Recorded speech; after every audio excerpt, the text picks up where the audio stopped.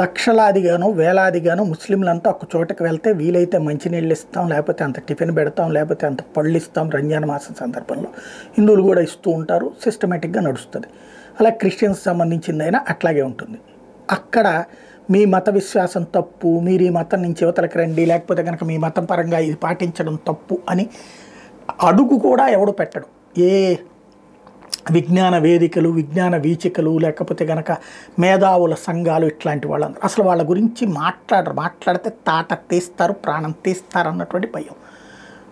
అందరూ సంఘటితమై కొడతారు. అదే హిందువులకైతే కనుక ఏమైనా మాట్లాడచ్చు, ఎట్లయినా మాట్లాడచ్చు. మొన్ననే కుంభమేళా దగ్గరన ఏది ఈ నీళ్లలో మునిగితే మీకు రోగాలు వస్తాయి అంటూ బోర్డులు పెట్టి బ్యానర్ పెట్టినటువంటి జనమే కొట్టారు అన్నటువంటి విషయం చూసాం. ఇప్పుడు బ్రహ్మకుమారిస్ ఏంటది ఒక విచిత్రమైనటువంటి పదంతో అక్కడికి వెళ్ళారనమాట. ఏంటంటే సర్వధర్మ వడాపావ్ అట, అంటే అందరికీ ఏదో తినటానికి పెట్టినట్టు, కానీ సర్వధర్మ అన్నటువంటి అన్ని ధర్మాలని మేము ఒకటిగా చూస్తాం. వాస్తవంగా ఒకప్పుడు నేనేమనుకునేవాడిని అంటే, చిన్నప్పుడు కాలేజీ డేస్కి ముందు రోజుల్లో బ్రహ్మకుమారీలు అంటే హిందువులకు సంబంధించినటువంటి సంఘాల్లో ఏదో శైవలు వైష్ణవులు ఎట్టుంటారో అట్లాగా వీళ్ళు ఒక విధానం అనుకునేవాడిని. తర్వాత నాకు కొంచెం కాలేజీ దశకు వచ్చినటువంటి సందర్భంలో వాళ్ళు నేను చెప్పేది వినమని చెప్పేసి అదంతా ఎక్స్ప్లెయిన్ చేసుకొచ్చారు.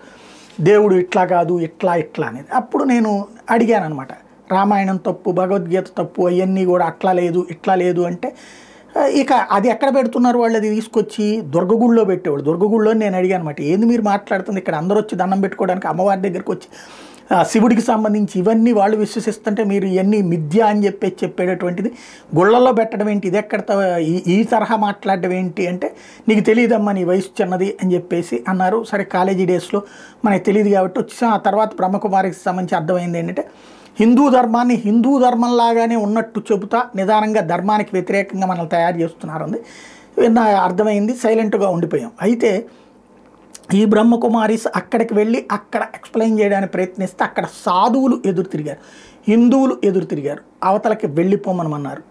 తరిమి కొట్టినటువంటి పరిస్థితి. దీనికి తోడుగా ఇలాంటి వాళ్ళు ఇప్పటిదాకా చూసుకుంటే అక్కడ ఒకటి బ్రహ్మకుమారులకు సంబంధించిన ఒకటి ఖలిస్తానీలేమో మేమే కాల్చామన్నారు వాటిని. అట్లాగే ఇక ఎవరి పరంగా వాళ్ళు చేసేటటువంటి కుట్రలు చేస్తూనే ఉన్నారు.